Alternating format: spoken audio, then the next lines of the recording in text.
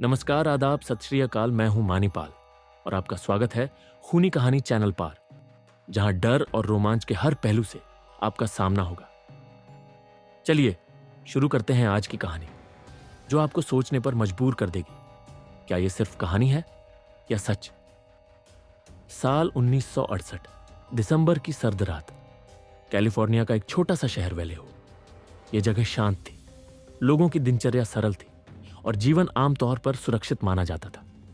लेकिन यह सर्द रात इस शहर के इतिहास में हमेशा के लिए एक काले अध्याय के रूप में दर्ज होने वाली थी। दिसंबर का महीना था, हवा में ठंडक घुली हुई थी और पत्तों पर ओस की बूंदें धीरे धीरे जम रही थीं। आसमान साफ था और तारे अपनी पूरी चमक के साथ टिमटिमा रहे थे। रात के समय वैल्यू की सड़कों पर ट्रैफिक कम होता था। शहर के अधिकांश निवासी घरों में गर्माहट का आनंद ले रहे थे। इस सन्नाटे के बीच हाई स्कूल के दो छात्र बेट्टी लू जेनसन और डेविड आर्थर फाराडे अपनी पहली डेट पर निकले थे। बेट्टी लू जेनसन एक 16 वर्षीय लड़की थी। उसके लंबे भूरे बाल, बड़ी बड़ी नीली आंखें और चेहरे पर मासूमियत थी। उसे किताबें पढ़ने और कला बनाने का बहुत शौक था। वह स्कूल की होनहार छात्रा थी और अक्सर अपनी क्लास में अव्वल आती थी। बेट्टी का सपना था कि वह एक दिन एक सफल लेखिका बने। डेविड आर्थर फराडे 17 साल का एक सरल स्वभाव का लड़का था। वह शांत, दयालु और जिम्मेदार था। डेविड अपने परिवार का इकलौता बेटा था और अपने माता पिता की आंखों का तारा था। उसे बेसबॉल खेलना और इंजीनियरिंग के बारे में पढ़ाई करना पसंद था। यह उनकी पहली डेट थी। डेविड ने इस पल को खास बनाने के लिए बहुत तैयारी की थी। शाम के समय डेविड ने अपनी पुरानी लेकिन साफ सुथरी कार ली और बेट्टी को लेने उसके घर पहुंचा। बेट्टी ने हल्के गुलाबी रंग की ड्रेस पहनी थी, जो उसे और भी खूबसूरत बना रही थी। डेविड ने हल्के नीले रंग की जैकेट पहनी थी। उन्होंने सबसे पहले पास के एक रेस्टोरेंट पर खाना खाया। वहां दोनों ने अपने भविष्य की योजनाओं और स्कूल के दोस्तों के बारे में बातें की। डेविड ने एक हल्की मुस्कान के साथ कहा, तुम्हारी मुस्कान सबसे अलग है। बेट्टी थोड़ी शर्माई और फिर उन्होंने बातों का सिलसिला जारी रखा। डिनर के बाद डेविड ने कहा, चलो मैं तुम्हें एक ऐसी जगह ले चलता हूं जहां बहुत शांति है। उन्होंने शहर से थोड़ी दूर एक सुनसान सड़क का चयन किया। यह जगह लोकल कपल्स के बीच काफी फेमस थी। रात करीब 10 बजे का समय था। यह जगह चारों तरफ से घने पेड़ों से घिरी हुई थी। सड़क पर मुश्किल से ही कोई गाड़ी गुजरती थी। दूर दूर तक बस अंधेरा और सन्नाटा था। डेविड ने कार सड़क के किनारे रोकी। उन्होंने रेडियो चालू किया। धीमे संगीत की धुन ने माहौल को और भी खास बना दिया। बेट्टी और डेविड गहरी बातचीत में खो गए। बेट्टी ने कहा, तुम्हें लगता है कि सपने सच होते हैं? डेविड ने जवाब दिया, हां, अगर हम मेहनत करें और किसी पर भरोसा करें तो सपने सच हो सकते हैं। उनकी यह बातचीत प्यार और उम्मीदों से भरी हुई थी, लेकिन उन्हें अंदाजा नहीं था कि उनकी जिंदगी का यह सबसे खूबसूरत पल कुछ ही समय में एक खौफनाक याद में बदलने वाला है। करीब 10:30 डेविड और बेट्टी ने देखा कि दूर से एक गाड़ी उनकी ओर आ रही है। गाड़ी की हेडलाइट्स अंधेरे में चमक रही थीं। डेविड ने कहा, शायद कोई और जोड़ा होगा जो यहां समय बिताने आया है। लेकिन जैसे जैसे गाड़ी पास आई, डेविड और बेट्टी की बेचैनी बढ़ने लगी। वह गाड़ी उनकी कार के पास आकर रुक गई। कुछ पल तक वहां सन्नाटा छाया रहा। अचानक उस गाड़ी से एक आदमी बाहर निकला। उसने काले रंग का मोटा कोट और टोपी पहन रखी थी। उसका चेहरा अंधेरे में छुपा हुआ था। डेविड ने खिड़की से झांकते हुए कहा, क्या आप ठीक हैं? उस आदमी ने कोई जवाब नहीं दिया। वह धीरे धीरे उनकी कार की ओर बढ़ने लगा। उसके कदम सुनसान सड़क पर गूंज रहे थे। अचानक उस अजनबी ने अपनी जेब से एक पिस्तौल निकाली और बिना किसी चेतावनी के गोली चला दी। पहली गोली डेविड के सिर में लगी। वह तुरंत कार की सीट पर गिर गया। बेट्टी ने डर के मारे गाड़ी का दरवाजा खोला और भागने की कोशिश की, लेकिन वह आदमी पीछे पीछे दौड़ा। उसने बेट्टी पर लगातार गोलियां चलाईं। बेट्टी की चीख सुनसान इलाके में गूंज उठी। कुछ ही पलों में वह जमीन पर गिर पड़ी। उसकी गुलाबी ड्रेस खून से पूरी तरह लाल हो चुकी थी। हमलावर ने चारों तरफ देखा, यह कंफर्म करने के लिए कि कोई उसे देख नहीं रहा। फिर वह वापस अपनी गाड़ी में बैठा और वहां से चला गया। घटनास्थल पर अब केवल खून और मौत का मंजर था। बेट्टी और डेविड की जीवन यात्रा उसी सुनसान सड़क पर समाप्त हो चुकी थी। अगले दिन सुबह करीब 6 बजे एक राहगीर ने दोनों शवों को देखा और तुरंत पुलिस को बुलाया। जांच अधिकारी विलियम क्राउली घटनास्थल पर पहुंचे। उन्होंने देखा कि डेविड कार के पास पड़ा था, जबकि बेट्टी कुछ ही दूरी पर थी। घटनास्थल पर गोलियों के खाली खोखे और खून के धब्बे पाए गए, लेकिन वहां कोई ऐसा सबूत नहीं था जिससे यह पता चल सके कि हमलावर कौन था। कुछ महीनों बाद 4 जुलाई 1969 स्वतंत्रता दिवस की रात वेलेहो में गर्मियों की एक खुशनुमा शाम थी। लोग अपने परिवार और दोस्तों के साथ स्वतंत्रता दिवस का जश्न मना रहे थे। आसमान में आतिशबाजी की रंगीन चमक और लोगों की खुशियों से भरी आवाजें चारों ओर गूंज रही थी। लेकिन इस रंगीन माहौल के बीच एक और भयावह घटना होने वाली थी, जो इस शांत शहर को फिर से दहला देगी। डार्लिन फेरिन 22 वर्षीय एक आकर्षक और खुशमिजाज महिला थी। वह एक रेस्तरां में वेट्रेस का काम करती थी और अपने ग्राहकों के बीच काफी लोकप्रिय थी। उसकी मुस्कान और ऊर्जा ने उसे सभी का चहेता बना दिया था। उसके साथ माइकल मगो 19 वर्षीय युवक था। माइकल शर्मीला और अपने दोस्तों के बीच बेहद प्रिय था। वह अभी कॉलेज में पढ़ाई कर रहा था और अपनी जिंदगी के सपने संजो रहा था। उस रात डार्लिन और माइकल ने फैसला किया कि वे स्वतंत्रता दिवस की भीड़ से दूर जाकर शांत समय बिताएंगे। रात करीब 11 बजे डार्लिन अपनी कार चलाते हुए वेलेहो के पास स्थित ब्लू रॉक स्प्रिंग्स पार्क पहुंची। यह जगह शहर से थोड़ा दूर थी और स्थानीय युवाओं के बीच काफी लोकप्रिय थी। उन्होंने कार को पार्किंग क्षेत्र में खड़ा किया। चारों तरफ घना अंधेरा और सन्नाटा था। दूर दूर तक कोई और गाड़ी नहीं थी। माइकल ने थोड़ी झिझकते हुए पूछा, क्या यह जगह सुरक्षित है? डार्लिन ने मुस्कुराते हुए कहा, यह सिर्फ एक शांत जगह है, चिंता मत करो। दोनों कार में बैठे बातें करने लगे। बाहर केवल रात की आवाजें थी, झींगुरों की हल्की ध्वनि और हवा की सरसराहट। करीब आधे घंटे बाद एक दूसरी गाड़ी पार्किंग में आई। उसकी हेडलाइट्स सीधे डार्लिन की कार की ओर चमक रही थी। माइकल ने थोड़ी घबराहट महसूस की। यह कौन हो सकता है? उसने पूछा। डार्लिन ने कहा, शायद कोई और कपल होगा, यहां अक्सर लोग आते हैं। लेकिन वह गाड़ी वहीं रुकी रही। फिर कुछ मिनट बाद उसकी हेडलाइट्स बंद हो गई। इससे पहले कि डार्लिन और माइकल कुछ समझ पाते, उस गाड़ी से एक व्यक्ति बाहर निकला। उस आदमी ने काले कपड़े पहन रखे थे और उसकी चाल में एक अजीब तरह की दृढ़ता थी। उसके हाथ में एक टॉर्च थी जो उसने कार के अंदर की ओर चमकाई। अजनबी ने कार के पास आकर कहा, क्या आप ठीक हैं? डार्लिन ने जवाब दिया, हां, हम ठीक हैं। कुछ हुआ क्या? इससे पहले कि माइकल कुछ कह पाता, वह आदमी पीछे हटा और अपनी जेब से एक पिस्तौल निकाली। उसने बिना किसी चेतावनी के गोलियां चलानी शुरू कर दी। पहली गोली माइकल को लगी, जो तुरंत सीट पर गिर पड़ा। डार्लिन ने चिल्लाने की कोशिश की, लेकिन दूसरी गोली उसके कंधे में जा लगी। हमलावर ने लगातार गोलियां चलाई। माइकल और डार्लिन दोनों खून से लथपथ हो गए।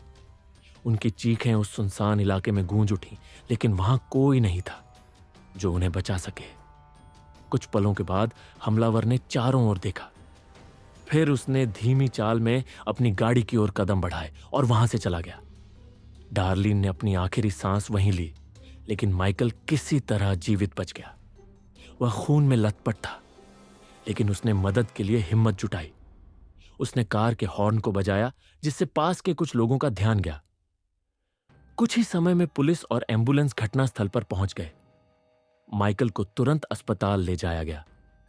हमले के बाद अस्पताल में इलाज के दौरान माइकल ने पुलिस को किलर के बारे में बताया कि हत्यारे का कद लगभग 5 फीट 8 इंच से 6 फीट के बीच था। उसकी कदकाठी मोटी थी और वह थोड़ा भारी भरकम दिखता था। उसने बताया कि किलर का चेहरा गोल और भारी था। उसकी त्वचा का रंग सफेद था। किलर के बाल गहरे भूरे डार्क ब्राउन थे। उसने काले रंग के कपड़े पहने थे, जो साधारण लेकिन साफ सुथरे थे। माइकल ने कहा कि हत्यारे की आंखें ठंडी और भावहीन लग रही थी। उसने झोड़िया किलर की आवाज को एक धीमे और सख्त लहजे वाली बताया। किलर ने बहुत ही कम शब्दों में बात की और उसकी आवाज में कोई हड़बड़ाहट या घबराहट नहीं थी। यहां तक तो सब नॉर्मल था, लेकिन एक ऐसी बात थी कि उस किलर को बाकी सीरियल किलर से अलग बनती थी। वो थे इसके लेटर्स। दोनों हत्याओं के कुछ दिन बाद 1 अगस्त 1969 को 3 अलग अलग अखबारों को एक रहस्यमय खत मिला। उस दिन the Value Times Herald, the San Francisco Chronicle और द सैन फ्रांसिस्को एग्जामिनर के ऑफिस में 3 अलग अलग लिफाफे पहुंचे। उन लिफाफों में हाथ से लिखे गए पत्र और साथ में एक रहस्यमय कोड था। हर पत्र के शुरू में एक ही वाक्य लिखा था, यह मैं हूं जिसने बेट्टी, डेविड और डार्लिन की हत्या की। पत्र में लिखा गया था, मैंने दोनों घटनाओं को अंजाम दिया। मैं चाहता हूं कि तुम इसे अपने अखबार के पहले पन्ने पर छापो, वरना मैं और लोगों को मारूंगा। उसने लिखा कि मुझे हत्या करने में मजा आता है, यह मुझे बहुत खुशी देता है। यह उस समय जैसा है जब शिकारी अपने शिकार को मारता है। उसने यह भी लिखा कि वह आगे भी हत्याएं करता रहेगा। इन लेटर्स में किलर ने अपने नाम की जगह ज़ोडिएक नाम का यूज किया था, इसलिए उसका नाम ज़ोडिएक किलर पड़ा। लेटर्स के साथ में एक 408 कैरेक्टर का सिफर, जिसको कोड भी कहते हैं। यह कोड हाथ से लिखा गया था और बहुत ही जटिल लग रहा था। ज़ोडिएक ने दावा किया कि इस कोड में उसकी पहचान छिपी है। उसने लिखा, यदि तुम इस कोड को सुलझा लेते हो तो तुम जान जाओगे कि मैं कौन हूं। यह 408 कैरेक्टर वाला कोड पूरी तरह से अलग था। यह अंग्रेजी के अक्षरों, प्रतीकों और संख्याओं का मिश्रण था। पुलिस और क्रिप्टोग्राफी स्पेशलिस्ट इसे समझने में लग गए। कुछ दिनों बाद एक स्थानीय स्कूल शिक्षक और उसकी पत्नी ने इस कोड को सुलझाने में सफलता पाई। कोड में लिखा था, मुझे मारने में खुशी मिलती है, यह मुझे सबसे ज्यादा उत्साह देता है। मैं इंसानों को मारना पसंद करता हूं क्योंकि यह सबसे खतरनाक खेल है। लेकिन इस कोड में ज़ोडिएक का असली नाम नहीं था, जैसा उसने दावा किया था। यह बात पुलिस के लिए और भी ज्यादा पेचीदा हो गई। तीनों अखबारों ने ज़ोडिएक के पत्र को गंभीरता से लिया। यह खबर जैसे ही प्रकाशित हुई, पूरे कैलिफोर्निया में हड़कंप मच गया। लोग डर और बेचैनी में थे। ज़ोडिएक के पत्र के बावजूद पुलिस उसकी पहचान करने में नाकाम रही। वह लगातार उन्हें चकमा दे रहा था। अब यह साफ हो चुका था कि यह कातिल सिर्फ हत्यारा नहीं था, वह एक मनोरोगी था जो अपने अपराध को लेकर गर्व महसूस करता था और उन्हें लेकर खेल खेल रहा था। यही कोड को डिकोड और पुलिस इन्वेस्टिगेशन चल ही रही होती है कि 27 सितंबर 1969 गर्मियों की एक शांत दोपहर थी।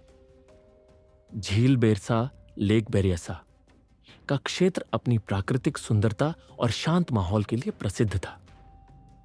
लोग इस जगह पर अक्सर पिकनिक मनाने, मछली पकड़ने या बस सुकून के पल बिताने आते थे। 22 वर्षीय सेसिलिया शेपर्ड और 20 वर्षीय ब्रायन हार्टनेल कॉलेज के छात्र थे। दोनों एक दूसरे को पसंद करते थे और अक्सर साथ समय बिताते थे। उस दिन उन्होंने झील बेरसा में समय बिताने का फैसला किया। दोपहर करीब 3 बजे वे दोनों एक शांत जगह पर पहुंचे। झील के किनारे घास पर चटाई बिछाई और बातें करने लगे। दूर दूर तक कोई और नजर नहीं आ रहा था। यह जगह पूरी तरह सुनसान थी। करीब 6 बजे सेसिलिया ने दूर एक आदमी को देखा। वह घने पेड़ों के पीछे से उनकी ओर बढ़ रहा था। उसकी चाल में कुछ अलग था, जैसे वह उन्हें जानबूझकर देख रहा हो। वह कौन हो सकता है? सेसिलिया ने ब्रायन से पूछा। ब्रायन ने ध्यान से देखा और जवाब दिया, शायद कोई कैंपर होगा, चिंता मत करो। लेकिन वह आदमी रुकने का नाम नहीं ले रहा था। उसने काले कपड़े पहन रखे थे। जैसे ही वह पास आया, दोनों ने देखा कि उसने अपने चेहरे पर अजीब सा मुखौटा पहना हुआ है। मुखौटे के ऊपर एक गोल चिन्ह बना हुआ था, एक क्रॉस के साथ एक सर्कल। उसके हाथ में एक बड़ा चाकू और एक पिस्तौल थी। अजनबी ने अपनी पिस्तौल उनकी ओर तान दी। चलो, शांति से मेरे साथ चलो। अगर चिल्लाए या भागने की कोशिश की तो मैं तुम्हें यहीं मार दूंगा। सेसिलिया और ब्रायन ने कोई प्रतिरोध नहीं किया। वह उन्हें धमकी देता हुआ झील के और करीब ले गया। उसने ब्रायन को हाथ पीछे करने को कहा और उसकी कलाई पर प्लास्टिक की रस्सी से गांठ बांध दी। फिर उसने सेसिलिया के हाथ भी बांध दी। ब्रायन ने शांत स्वर में पूछा, तुम हमसे क्या चाहते हो? हमारे पास पैसे नहीं हैं। अजनबी ने जवाब दिया, मुझे तुम्हारे पैसे नहीं चाहिए, मैं यहां कुछ और करने आया हूं। अजनबी ने अचानक अपने चाकू को निकाला और ब्रायन पर हमला कर दिया। उसने उसे बार बार चाकू से मारा। ब्रायन ने दर्द से चिल्लाते हुए बचने की कोशिश की, लेकिन उसकी बंधी हुई कलाई के कारण वह खुद को नहीं बचा सका। इसके बाद उसने सेसिलिया की ओर रुख किया। सेसिलिया ने उससे मिन्नत की, प्लीज हमें मत मारो, लेकिन वह रुका नहीं। उसने सेसिलिया पर भी बेरहमी से वार करना शुरू कर दिया। दोनों लहूलुहान होकर जमीन पर गिर पड़े। किलर ने उनकी हालत देखने के बाद उनकी चटाई पर जोडियाक का प्रतीक चिन्ह और नीचे तारीख लिखी, 27 सितंबर 69, 6:30 शाम को बाई नाइफ। इसके बाद वह आराम से वहां से चला गया, जैसे कुछ हुआ ही ना हो। घटना के कुछ समय बाद सेसिलिया और ब्रायन को होश आया। ब्रायन ने दर्द और कमजोरी के बावजूद किसी तरह अपने बंधन खोले। उसने सेसिलिया को देखा, जो बुरी तरह घायल थी लेकिन जीवित थी। ब्रायन ने पास के एक पेड़ का सहारा लेकर खड़े होने की कोशिश की। उसने दूर सड़क की ओर बढ़ने का प्रयास किया, लेकिन बीच रास्ते में गिर पड़ा। कुछ ही देर बाद झील के पास पिकनिक मनाने आए एक कपल ने उन्हें देखा और तुरंत पुलिस और एम्बुलेंस को फोन किया। पुलिस फिर जोडियक को पकड़ने की कोशिश करती, लेकिन वह पुलिस से 2 कदम हमेशा आगे रहता। जोडियाक किलर अब तक 3 घटनाओं में 4 लोगों को मार चुका था। हर हत्या के साथ वह और अधिक दुस्साहसी और निर्मम होता जा रहा था। उसने पुलिस और मीडिया को चकमा देकर अपना खेल जारी रखा, लेकिन 11 अक्टूबर 1969 की रात उसने अपने अपराध का नया अध्याय सैन फ्रांसिस्को शहर की व्यस्त सड़कों पर लिखा। पॉल स्टाइन 29 वर्षीय कैब ड्राइवर थे, जो सैन फ्रांसिस्को में काम करते थे। उस रात पॉल ने अपने कैब में एक ग्राहक को बैठाया।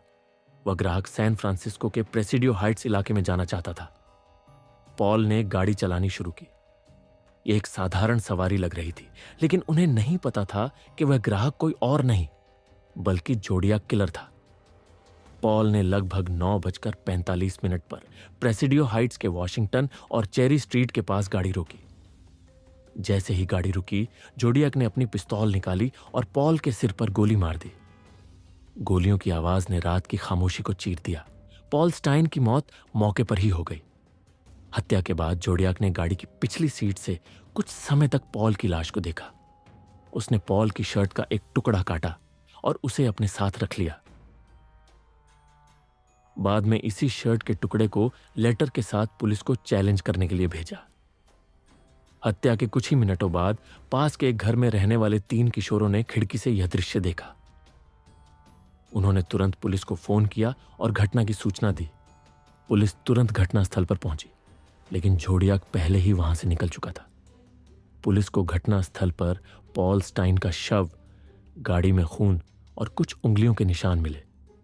हालांकि उन निशानों को मिलाना मुश्किल था, क्योंकि जोडियाक ने गाड़ी को साफ करने की कोशिश की थी। कुछ दिनों बाद जोडियाक ने सैन फ्रांसिस्को क्रॉनिकल को एक और पत्र भेजा। इस पत्र में उसने पॉल स्टाइन की हत्या की जिम्मेदारी ली। पत्र में उसने लिखा, मैंने कैब ड्राइवर को मारा। यह बहुत आसान था। मुझे इसमें बहुत मजा आया। मैंने उसके शर्ट का टुकड़ा काटा है जो मेरे पास है। अगर तुम मुझे रोक सकते हो तो रोक लो। इस पत्र के साथ उसने पॉल स्टाइन की खून से सनी शर्ट का एक टुकड़ा भी भेजा, ताकि यह साबित कर सके कि वही हत्यारा है। पॉल स्टाइन की हत्या ने जोडियाक किलर को एक बार फिर सुर्खियों में ला दिया। पुलिस ने प्रेसिडियो हाइट्स इलाके की गहन तलाशी ली। पुलिस को विश्वास था कि जोडियाक ने प्रेसिडियो पार्क की ओर भागने का रास्ता चुना होगा। कई पुलिसकर्मी और खोजी कुत्ते उसे ढूंढने में लग गए, लेकिन जैसा कि हमेशा होता था, जोडियाक पुलिस को चकमा देकर भागने में सफल रहा। 20 मार्च 1971 जोडियाक किलर, जिसने पूरे कैलिफोर्निया को आतंकित किया था, अंततः एक दिन मीडिया को अपना एक आखिरी पत्र भेजता है। यह पत्र उन सभी के लिए एक रहस्य बना रहा जिन्होंने उसके अपराधों की गहरी छानबीन की थी। पत्र एक साधारण कागज पर लिखा गया था, जिसमें जोडियाक ने लिखा था कि मैं इस पत्र को सिर्फ इसलिए भेज रहा हूं ताकि तुम सब यह समझ सको कि मैं क्या कर रहा हूं। मुझे किसी की मौत का पछतावा नहीं है। यह सब एक खेल है और मैं इस खेल में जीते हुए महसूस करता हूं। अब तक जो भी मैंने किया है वह सिर्फ मुझसे जुड़े रहस्यों को बढ़ाने के लिए था। मेरी असली पहचान से कोई फर्क नहीं पड़ता। मैं वही हूं जिसे तुम कभी नहीं ढूंढ सकोगे। जोडियाक का यह पत्र पुलिस और मीडिया में हलचल पैदा करने वाला था। इसके बाद उसने कभी कोई पत्र नहीं भेजा और न ही कोई और हत्याएं की। यह पत्र एक संकेत था कि जोडियाक किलर का खेल खत्म हो चुका था, लेकिन उसका अस्तित्व अभी भी एक रहस्य था। इस पत्र के बाद जोडियाक किलर की गतिविधियां पूरी तरह से बंद हो गईं। वह अचानक गायब हो गया और उसकी कोई और जानकारी या कोई और अपराध नहीं हुआ। यह पत्र आखिरी जात पत्र था जिसे जोडियाक ने मीडिया को भेजा था। आज भी जोडियाक किलर का मामला पुलिस के लिए एक अधूरा रहस्य बना हुआ है। उसका असली नाम, उसकी पहचान और उसके कारणों का खुलासा आज तक नहीं हुआ। उसके द्वारा भेजे गए पत्र और कोड्स अब भी एक याद के रूप में जीवित है, लेकिन उसका पीछा करने वाले एजेंसियां कभी उसे पकड़ने में सफल नहीं हो पाई।